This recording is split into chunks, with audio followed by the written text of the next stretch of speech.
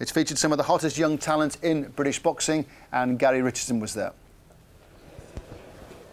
Welcome to the York Hall for tonight's bill, which features the 5 young boxers that they've dubbed the real class of 2002.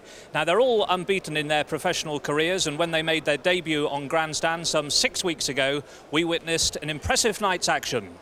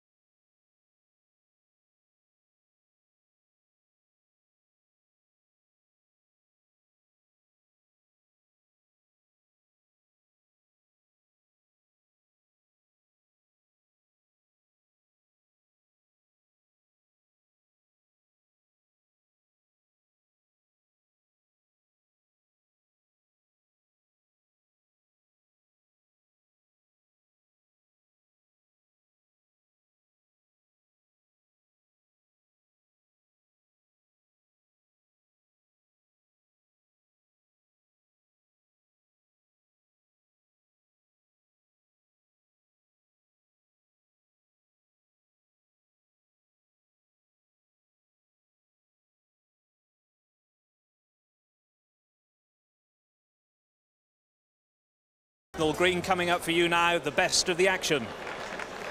So first up for us then, it's Carl Froch, a bronze medalist at the World Amateur Championships in Belfast. His opponent, Ojay Abrahams, 37 years old. Commentary comes from Richie Woodall and Jim Neely. Seconds out, first round. These two men boxed here in the York Hall in Bethnal Green some 6 weeks ago when Carl Froch, the 2-times ABA champion, made his debut, stopping the experienced Birmingham light heavyweight Michael Pinnock in the 4th round. And on that night was a terrific contest between Ojay Abrahams, the man in the multicoloured trunks, who tonight is having his 60th contest. Then he lost to Newmarket's John Boy Humphrey over 10 hard rounds for the Southern Area light middleweight title. So Carl the Cobra Froch from Nottingham, now 24 years old, the first English boxer to win a World Championship medal, which he did in Belfast in June of last year. And not too long after that, his compatriot David Hay won silver at heavyweight. Abraham since then has had 2 contests. He's been particularly busy.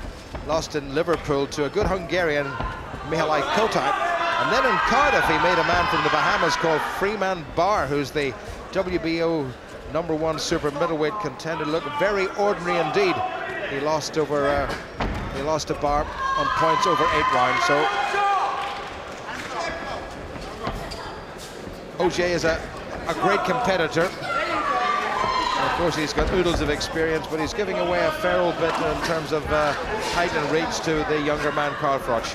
Yeah, he certainly is, but Ojay Abrahams is another one of these fighters who I mean, he's come in at late notice for this contest, and that's been the story of his career. He'll literally fight it again at the drop of an hat, and literally call him up an hour before the show starts and he'll be here. So all credit to him. And again, this will be a good test for Froch, because Ojay Abrahams is no pushover, gives a lot of people a lot of problems, and Froch will certainly have to pick his punches tonight. Well, Abrahams has been in with the likes of Howard Eastman and Lester Jacobs, Ryan Rhodes and Anthony Farnell, and he's still capable of producing the odd surprise. Oh, not tonight. What a right hand by Froch. That was really Cobra-like. He waited and waited, and then he struck, and it's all over in the first. Lee Cook has called it off. A stunning finish from Carl Froch. Really took his time, but landed with an absolute gem of a right hand. And Ojay Abrahams really had no answer to it. The Froch contingent here, and he's got a huge following. I think we're initially as stunned with that shot as was Abrahams, but the reaction has to be one of sheer delight. Abrahams, look at this shot, teed him up right on the chin. Abrahams was moving backward, but Froch, well, Abrahams has underestimated his reach, and the younger man stepped in and caught him with an absolute gem. Oh, what a perfect punch, and why it was so significant as well. Abrahams was moving away from the punch, I mean, you know, but that was terrific power right on the button, and there was no getting up from that. Great, I mean, that was a great shot, peach of a punch, and all credit to Froch, great shot. Well, this fellow really is the business. That was as good a right hand as you'll see in a British ring this year, and we're only 1/3 the way through it. No wonder Robert McCracken is absolutely delighted, and I don't think Robert McCracken would have liked to have been on the end of that himself, and he took a shot or two in his time. Yes, 2 minutes and 18 seconds into that first round. What a finish. Carl, many congratulations. You won't have thrown too many sweeter punches than that, I reckon. No, that's right. That was right on the button. Beautifully timed. Perfect shot. Yeah, we can show you actually how beautifully timed it was. Have a look at this. What do you reckon? Let's have a look at this. Yeah, it was going back, and the right hand came straight over the top, took him clean off his feet.